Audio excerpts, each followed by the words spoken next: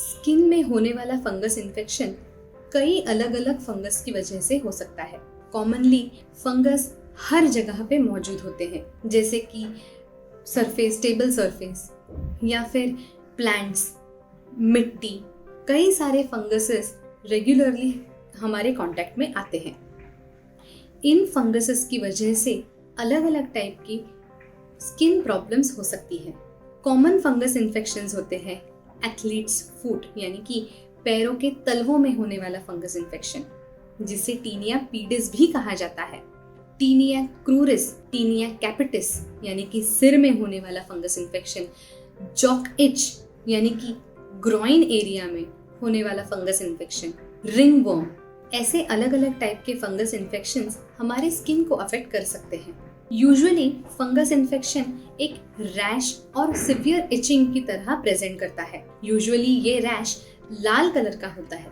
कुछ fungus infections जैसे कि टीनिया वेसिकुलर नाम के फंगस इन्फेक्शन में रैश अलग अलग कलर का हो सकता है, जैसे कि ब्राउन, व्हाइट या ब्लैक। कॉमनली फंगस इन्फेक्शन की ट्रीटमेंट के लिए एंटी फंगल नाम की दवाइयों का इस्तेमाल किया जाता है। यूजुअली स्किन की फंगस इन्फेक्शन ठीक करने के लिए आपके डॉक्टर आपको एंटी फंगल क्रीम्स और एंटी फंगल टैबलेट्स दे सकते हैं।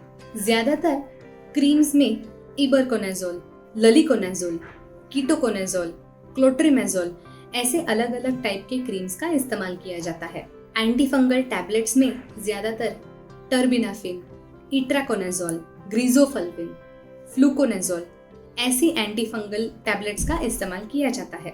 स्किन में होने वाली फंगस इन्फेक्शन को प्रिवेंट किया जा सकता है। इसे प्रिवेंट करने के लिए सबसे आसान तरीका होता है नेचुरल मटेरियल्स को इस्तेमाल करना। जितना हो सके उतना कपड़े नेचुरल फाइबर यानी कि कॉटन के कपड़े पहने।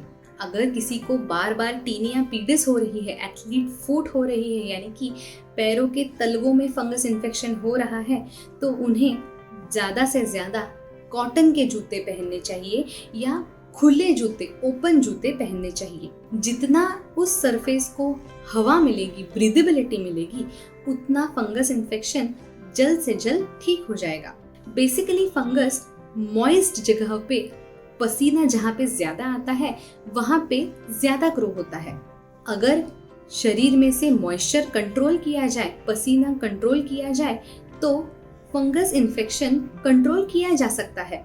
इसीलिए गीले कपड़े ना पहने, कपड़े पूरी तरह से सूखने के बाद ही पहने। अपनी स्किन को ड्राई रखें, फैन के नीचे बैठे, एसी के नीचे बैठे, दिन में कम से कम 2 बार नहाएं। अगर आपको आपके डॉक्टर ने एंटी फंगल ट्रीटमेंट चालू की है तो इस ट्रीटमेंट को अपने डॉक्टर के इंस्ट्रक्शंस के अनुसार अच्छी तरह से कंप्लीट करें। कई बार ट्रीटमेंट खत्म होते होते ही रैशेस डिसअपियर होने लगते हैं और लोग अपनी दवाइयाँ छोड़ देते हैं, अधूरा कोर्स छोड़ देते हैं। अगर रैशेस चले भी जाएं तो भी कई बार कुछ फंगसेस स्किन पे रह जाते हैं। ये फंगस हम नेकेड आई से नहीं देख पाते। फिर कुछ दिनों, कुछ महीनों बाद ये फंगस ग्रो होने लगता है और वापस से दोबारा फंगस इन्फेक्शन का रूप लेने लगता है। इसीलिए ट्रीटमेंट को अच्छी तरह से अपने डॉक्टर के इंस्ट्रक्शंस के अनुसार कंप्लीट करना बहुत जरूरी होता है। कई बार ऐसे भी देखा जाता है कि फंगस इन्फेक्शन एक साथ रहने वाले लोगों में, सब लोगों में दिखाई देता है। इसीलिए ऐसे केसेस में अगर एक इंसान ट्रीटमेंट ले और दूसरा ना ले तो उस इंसान से इस इंसान में वापस से इन्फेक्शन होने के चांसेस होते हैं।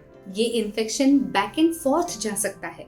इसीलिए अगर एक परिवार में रहने वाले एक से ज्यादा इंसान को फंगस इन्फेक्शन हो रहा है तो एक साथ सभी लोगों की ट्रीटमेंट करना जरूरी हो जाता है।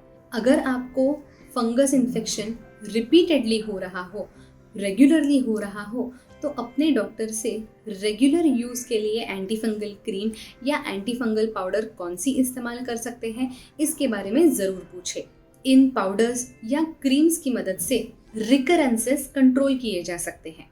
ऐसे ही अलग अलग मेडिकल टॉपिक्स के बारे में अगर आपको जानकारी चाहिए हो तो हमारे इस चैनल को जल्द से जल्द सब्सक्राइब करें। तुरंत लाल कलर का बटन दबाएं और हमारे इस चैनल को सब्सक्राइब करें। Thank you.